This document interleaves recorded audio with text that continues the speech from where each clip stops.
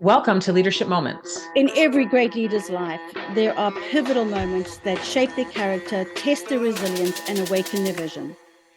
Together, we'll uncover the invaluable lessons hidden within these transformative moments.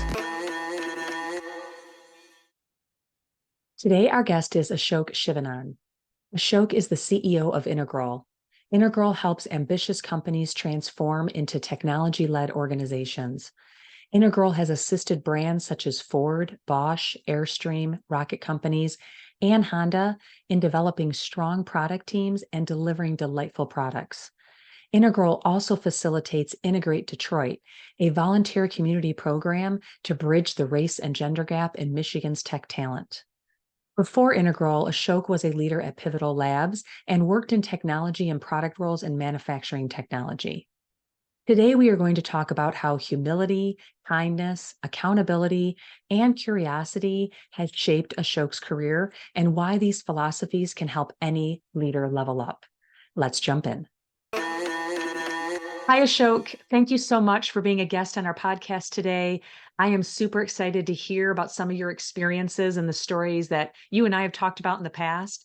And where I want to start is the core philosophies around your company. You know, I've seen them on the website, and I'd like to hear about how those came about. Yeah, sure thing. And our core values that we have decided to publish right on our careers page, and maybe we'll make its way even further front and center on the homepage. They came about, I think, a few different ways. For me, before I started the company, I was really enamored by Netflix's culture deck. So they had done something very similar where they published this culture deck. And initially, I realized that maybe they were doing something to encourage other entrepreneurs. And maybe this is something that even kind of got leaked out of Netflix's confidential sort of internal culture repo. And it took me a couple of weeks to realize that, no, actually what they're doing is really smart. I've read this so many times and I want to work at Netflix, or I want to build a company that's very similar to Netflix. So it's a really amazing talent attraction tool. And what I've further realized since then, that it's also a really great talent detraction tool, where if you go in there and read their leadership deck or their culture deck, and you kind of are grossed out by it maybe, or you're like, oh, not one of those folks, or that's a cult I want no part of, then their recruiters actually have an easier time because they don't have to filter through those candidates because they self-select out, and then the folks who are really into it self-select further in, right? And it's not easy coming up with that deck though. Like, it took me quite a while. I would go down to our office downtown Detroit many times on a Sunday and sit in front of a big whiteboard and say, okay, I'm taking this Sunday away from the family to go write our culture deck. And I would have ordered some Uber Eats, and at the end of the day, come home with like just a few scribbles on the whiteboard. And it's a really daunting thing to do. And combination of Patrick Lencioni and Gino Wickman, they each have kind of different books that outline this framework that makes it a lot easier and cuts through the ambiguity, where it says, hey, just look around at the most clone-worthy colleagues that you've had. And if you could hire them and make a clone factory of them, that your team would just dominate everything that you went at. And what is it about those folks that puts them on that list? And both folks are really careful not to call it favorite, because there could be someone who's on your softball team that may become your favorite colleague, but clone worthy means there's something about the way they show up to work that makes them clone worthy, that will help you build a really great team. And so in looking through those, I was grateful to be able to do it with a couple of members of our leadership team, and we had worked with a few other folks together that seemed to show up on the same list over and over. When we asked ourselves the question about what is it about them that puts them on there, we realized that there were three core values that they seem to value, or they seem to act in accordance with. And one of them was humility, the other one's accountability, and the third one's kindness. And we've since, 4 years after we came up with our first set of core values, we're in process of adding curiosity to that list too. And we use it for our hiring when folks are getting promoted. We make sure to see that they're not just doing great technical work, but they're also really exemplifying these values and helping act as a cultural glue to the team.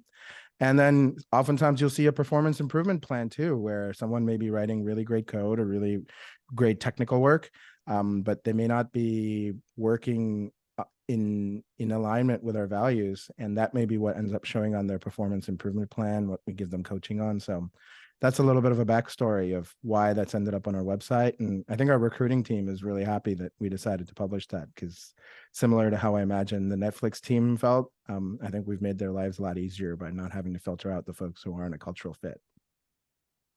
Yeah, love that. There's so many good nuggets in there. One is really finding the people that want to be part of your company and, filtering that out, making that a lot easier for your recruiters. And so I think advertising your philosophies and what's important to you is really a great way to recruit the right people, and saying, okay, who are the people that I really like working with, I think are great, and what are those traits that are there? When you talk about humility, kindness, accountability, and now adding curiosity, do you have any examples or stories that maybe in your career where you've had to really show up with those characteristics? Totally. And I will say that as much as I wish this was very deliberate and planned, I think how these core values tend to show up is once you're able to name them and define them, and you look back at history, you're like, of course, these were core values. Even if you didn't know the names, or you hadn't defined it in that way, or you didn't wake up in the mornings and say, hey, I'm going to live in alignment with these values, there's something deep inside you, your instincts that kind of drive you towards working in alignment in whatever your core values are. And they're different for all of us, and there's no right or wrong, right? And so I think there's certainly, looking back, some of those, of course, moments for me. I think when it comes to humility, I made a really big career shift. So early in my career, I started out as I went to school for electrical engineering. My early roles were in sort of shop floor application development, working between PLCs and touchscreen applications that folks at a GM plant use. And then I went to work for a company that made an IoT box that allowed you to get information directly off of PLCs or sensors on a manufacturing line, and then surface it up to the folks working on the line as well as leadership, so they had real data to make decisions off of. And I was really enamored at the time by the customers. There were folks on our engineering team that didn't necessarily like going on customer calls. They wanted to stay in the office. They wanted to put their head down, had their headphones in, and continue chipping away at code, the stuff that had them feel like they were in their zone of genius. I was always, parents out there might kind of relate with the ADHD kids. I was always the one who would sit down and do something really well, but only for a short amount of time before I wanted to go do something else. And the great news for our sales team was that they didn't have to convince me at all to get an engineer to ride shotgun on a sales team with them.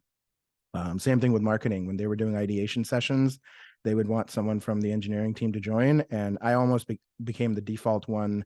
And I managed to work out with my engineering colleagues how to get favors in return, saying, hey, I'll do the sales call, but you got to do this for me instead.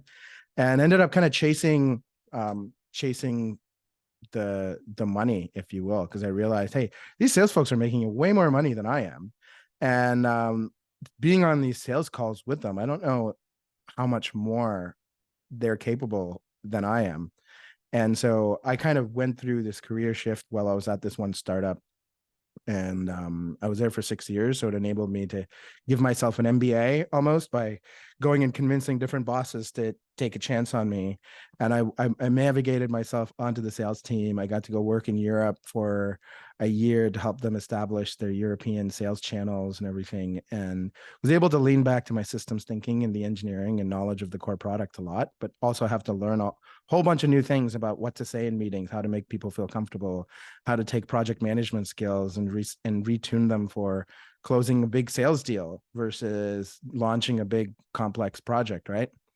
And then, so that's just setting up a little bit of background to this moment of humility that I had, where I realized after I had closed some really big deals at another job that I wasn't really getting the satisfaction of curiosity, or maybe my humility, where I was the validation of my work was my paychecks and bigger deals that I was closing. It wasn't about what I was learning. It wasn't about what else I could be doing that would really light me up. And so I looked within and I realized that, hey, there's other roles, thankfully, at the same company. And it was easy before because every time I wanted a career switch and I got paid more money, um, the curiosity and the compensation were in alignment. And this was a time that I had to walk away from all these big commissions and go back into a role as to be a product manager there at Pivotal. And it wasn't an easy choice, but I think at the time I really had to dig deep and look within and shun my pride, and looking away at, I was in Canada at the time, W2s are called T4s there, and looking at my T4s and saying, hey, this is not what it's going to look like over the next few years. Is it something you really want to do? And as much as people around me were doubtful, as much as the numbers were not necessarily telling the full picture, there was a voice inside me that just said, hey, I know you're really proud of everything you've done so far, and this is going to seem like it's going backwards, but you know that you're going to be really lit up inside. Your cup's going to be filled by taking on this new challenge. And I don't think I would be able to start a company. And I think it was 4 or 5 years later, after that big decision that I made, I got paid less than half that I did the following 12 months. I don't think I would have been able to start a company. I wouldn't have learned so much more. And for me personally, product management is sort of a way of life. I think about it's difficult to be around me when you're organizing a party or being in a relationship with me, because I start bringing all this product management stuff into it.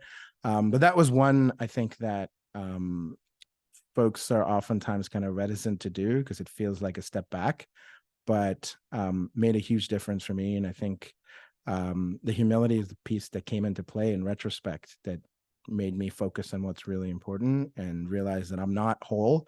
There's this new thing I got to go learn in order to feel more whole and more complete. So chase after the thing that you know is going to make you feel complete versus the thing that others maybe judge you on or you compare yourself to others with. So that's something that I try and remember oftentimes even now. Yeah, thank you for sharing. And so many pieces in there that I want to dig into and talk about. One is having the confidence to really step out of your comfort zone and say, hey, I want to do sales.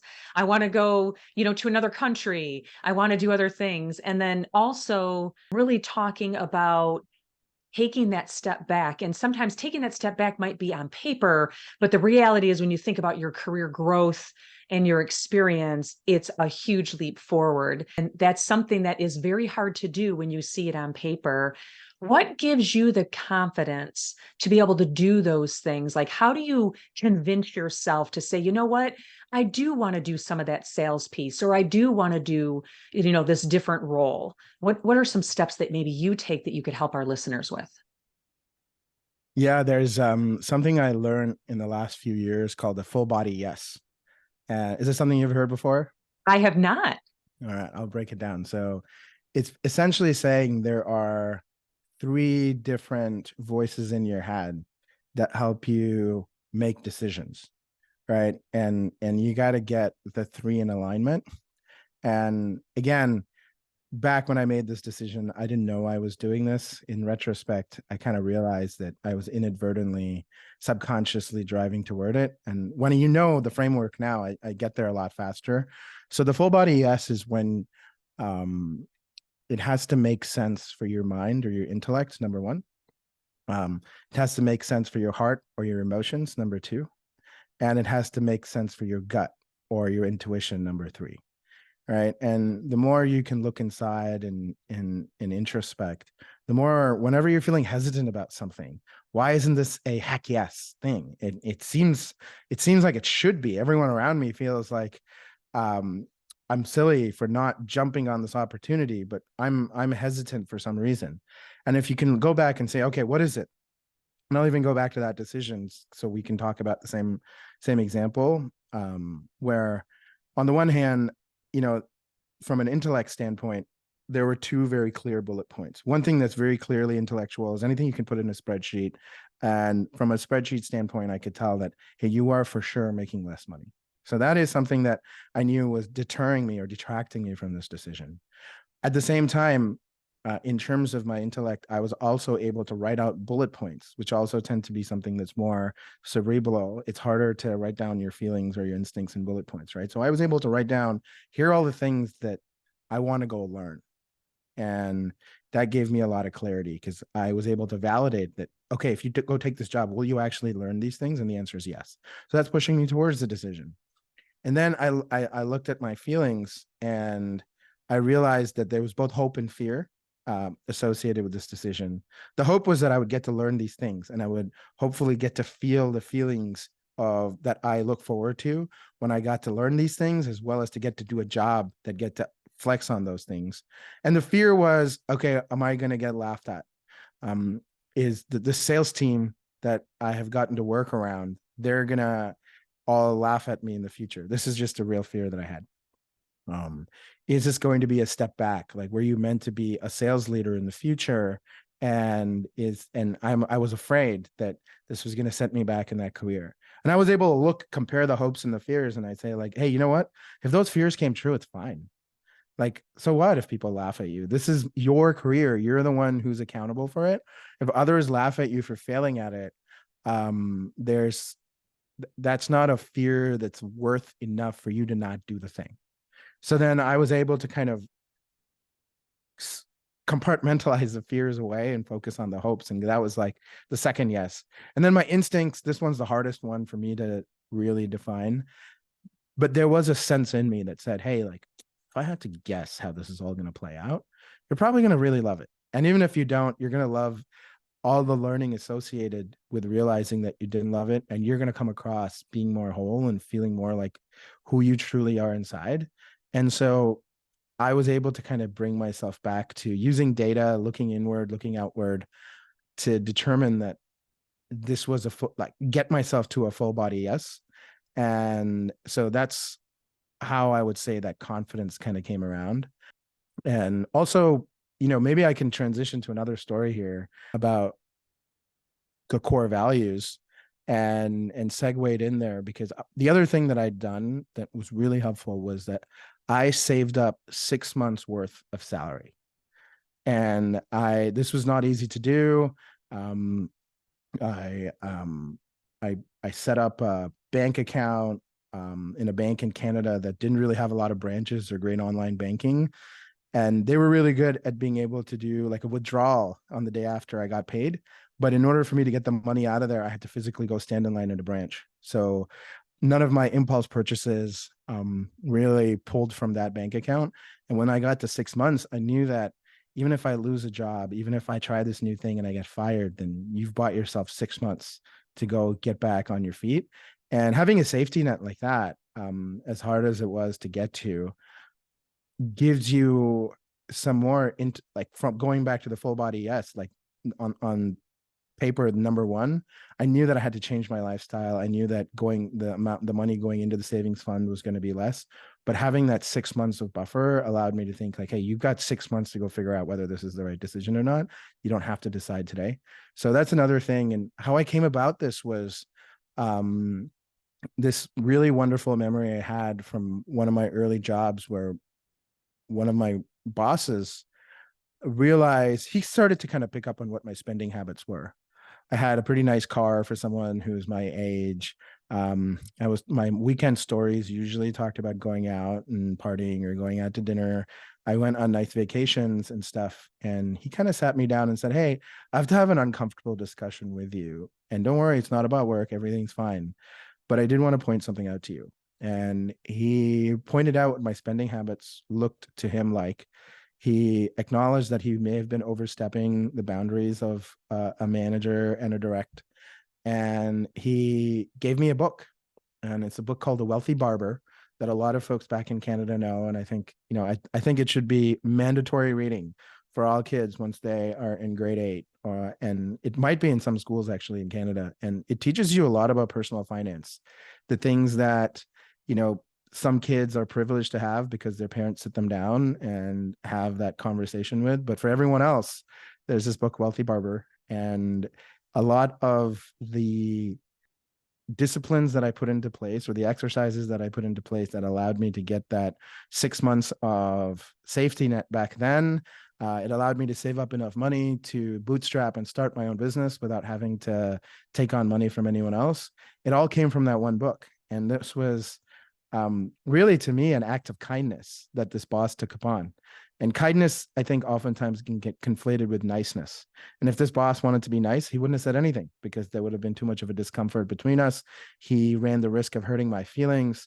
He ran the risk of overstepping boundaries, where I would be potentially a disgruntled employee thinking, hey, who the hell does this guy think he is to come in here and tell me about how I'm spending my own money that I'm earning?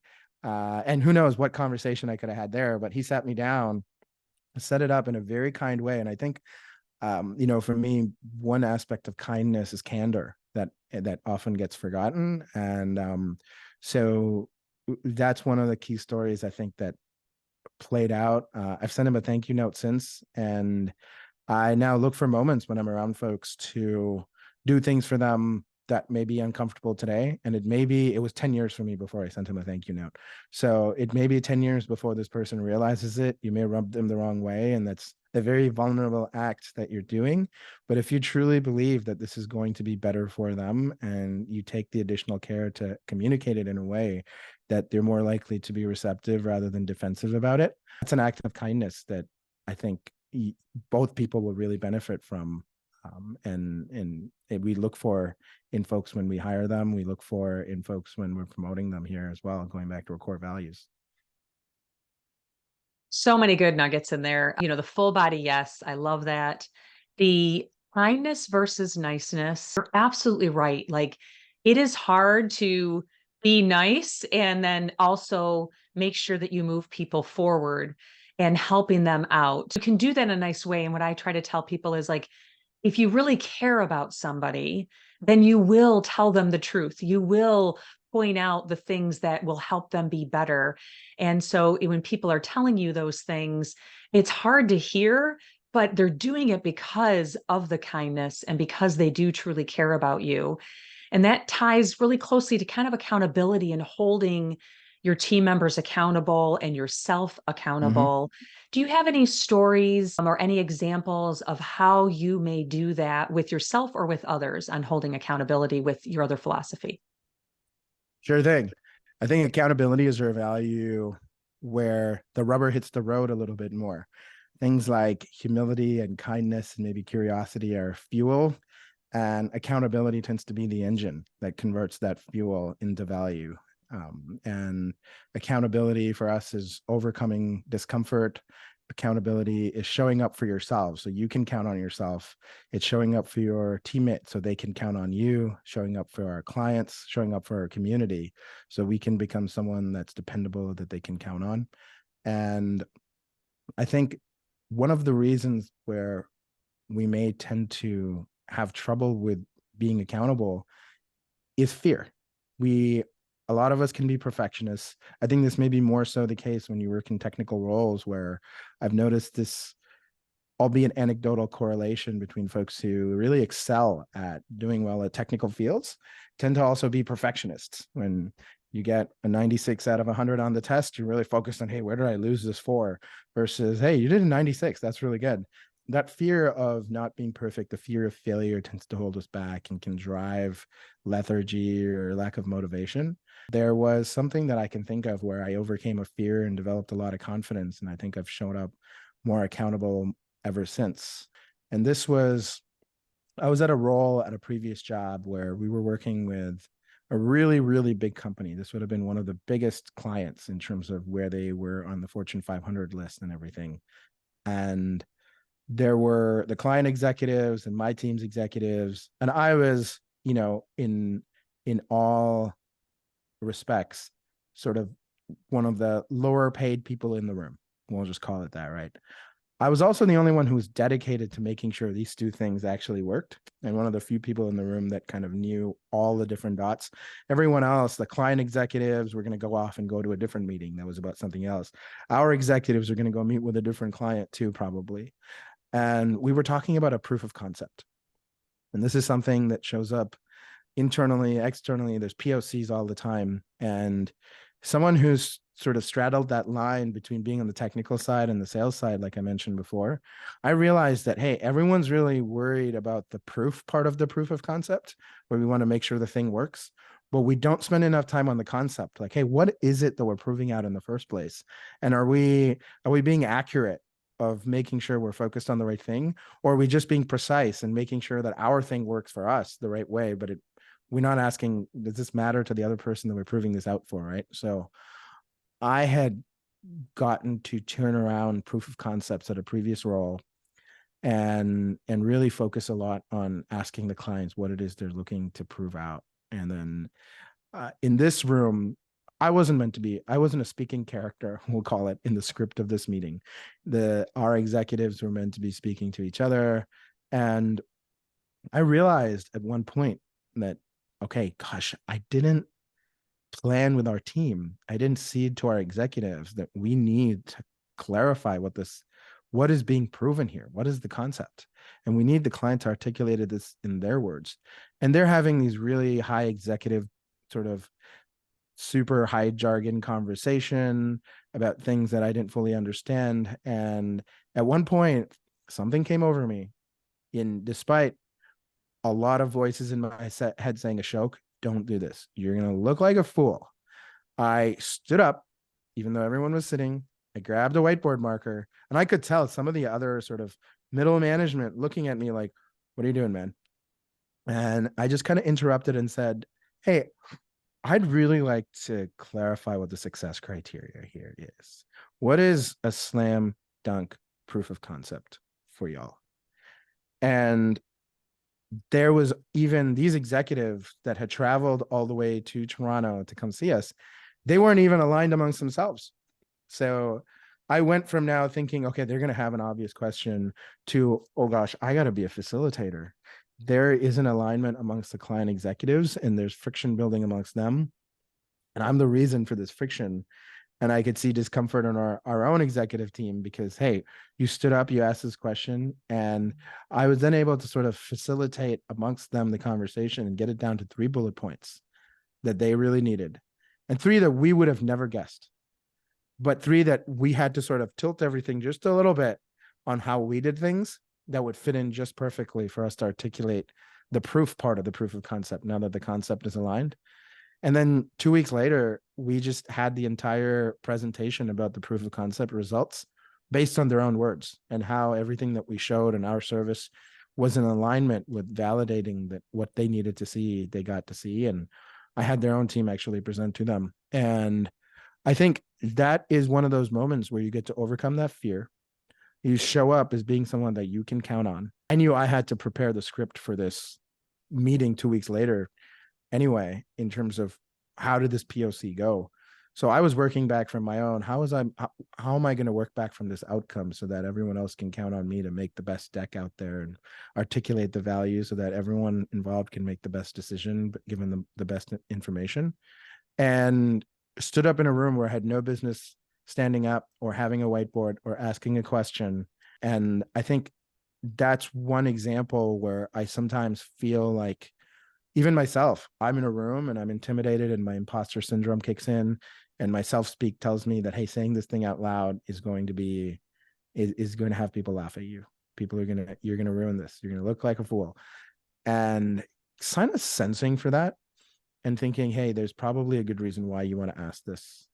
If you're worried about looking like a fool, maybe approach it with some curiosity. It doesn't have to be an assertion. You can flip what you want to assert into a question and clarify if that is in fact the case and if everyone else agrees with you or not. And then do it. Raise your hand. Be the hand raiser. Be the first person to ask a question. Don't wait for someone else to have to do it. And I think that's one aspect of overcoming that fear. And there are things that I do every day now that, just being the first time that I'm running a company and being a CEO or being a founder, that I have to do that I have no business doing in some respects. And I have to go back and remember, okay, well, there's a whole bunch of folks counting on you to do this. And what do we need for you to be able to count on yourself to do it? What is the fear that you are needing to overcome? What do you need to remember the core purpose of why you're doing this in the first place, or everyone else's core purpose of why they're here? Between overcoming fears and remembering what the hope is, what the purpose is, I think you can get yourself into a state of showing up and delivering and being someone that others can count on. There's that sound. It's time for the fun questions. Are you ready for the questions? Let's do it. All right. The first question is, what is your favorite hobby and how did you get into it? My hobby, there's a lot. And I think the one that probably comes to mind, and for those of you, if there's video on, you could see there's a number of plants here. I am very new to houseplants, and I get to live in this beautiful house in Detroit, and I realized that art and plants were missing. And just regardless of how nice your furniture can be, if you don't have art and plants, it just doesn't feel like someone lives there. It's that difference between a house and a home, maybe. And I have no idea how to. There's actually a little bit of a leadership philosophy maybe that I use now with my team. It's a joke amongst us where I've realized that you're more likely to kill a houseplant by overwatering it than underwatering it, right? If you overwater it, the roots can rot, and you don't tell. There's no indicators that that's happening until it's almost too late, and then you got to do surgery to the roots to try and revive the plant. If you underwater it, the leaves turn a little brown, and you can kind of go in there and course correct. And so one thing that was opened my mind completely about how to water plants the right amount is this concept of bottom watering, where instead of walking around with a watering jug and pouring water in the top, you take the plant and you put the pot that has holes underneath in a bowl of water or a bucket of water, and the plant takes the right amount of water that it needs. And then when you shake it off, it gets rid of any excess water. And so it's got enough water, and also it doesn't have too much water where it could cause issues. And I think the joke with my leadership style is that I very much grew up in this manufacturing and IoT space, like we talked about. And so the Toyota pull mechanism, or the pull philosophy for just in time in the Toyota production system, really holds true with how I think about systems everywhere. So I really need a team that can show up and raise their hand and ask for help in areas. They don't have to be very pointed in how they ask for help. They just need to say, hey, I got a problem here, or this doesn't fully add up to me. I need a little bit of a second set of eyes on this. I just need a soundboard. I don't know what I need help with.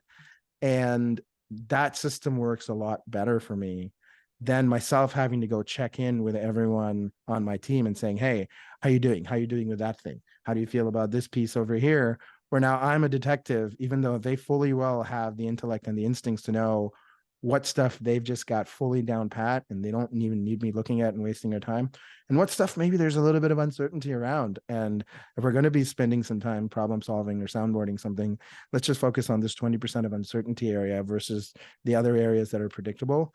So one thing I really reinforce and hold my team accountable to is looking inward and understanding where they need help, because I've got an abundance of water here and I'll put them in there, but they need to kind of suck up the right amount of support that I can provide them versus myself needing to do the guesswork on where they need support. So I think house plants have been a big hobby that I picked up during the pandemic. And in a couple of years, if we talk, it might be farming in my backyard. We'll see. Well, that's great. That's great. And I love the analogy with leadership. I think that is so true. So really, really good feedback. And I love that. Agree with you on having houseplants. It does make it more of a home. All right. Next question. Upon your death, two old friends are at a cafe on the street side of Paris and are reminiscing about your life. What would you like them to be talking about? I would imagine, it's funny. I have very strong opinions about Paris and their unpopular, and I feel like Paris is an overrated city. But for whatever reason, my friends are there. Maybe it's because I wasn't deterring them from going there anymore. And either way, I digress. I think what I would imagine they're talking about is determining whether or not they should do a thing.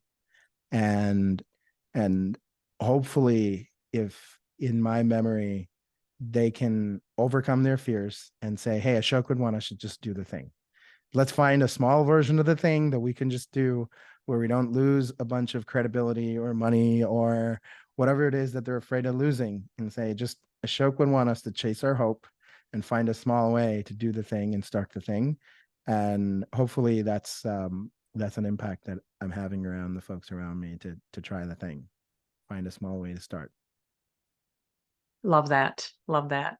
So Ashok, I could talk for you for another hour, but I know our listeners are probably ending their drive or finishing whatever they're trying to finish to move on, but really, really great feedback. So one about humility, accountability, kindness, and now curiosity, your philosophies and how you put them in your own life, but also into your company, and how you could recruit people for that. The, full body yes. If you have middle school age children, buy them the Wealthy Barber, I'm hearing as 100%. well, is another piece. And then the kindness versus niceness. So a lot of really key pieces that our listeners can walk away from today. And I just want to thank you for your time. Really appreciate it. Absolutely. Thank you so much for having me. This was really fun. And that concludes another episode of Leadership Moments. We hope you found inspiration and valuable insights in what we shared today. Remember, leadership is not defined solely by titles or positions, but by the choices we make and the moments that shape us. Embrace the challenges that come your way. They may be the very moments that propel you toward greatness. We'd love to hear your thoughts and stories as well. Connect with us on our website at leadershipmomentspodcast.com or through social media on Instagram at tap_be-the-game-changer. And Stacey Castor _. Remember, your leadership moment could be just around the corner, waiting for you to seize it. This is Stacey Castor, and what doesn't challenge you won't change you. This is Tracy Ann Palmer, and be the change you wish to see in the world.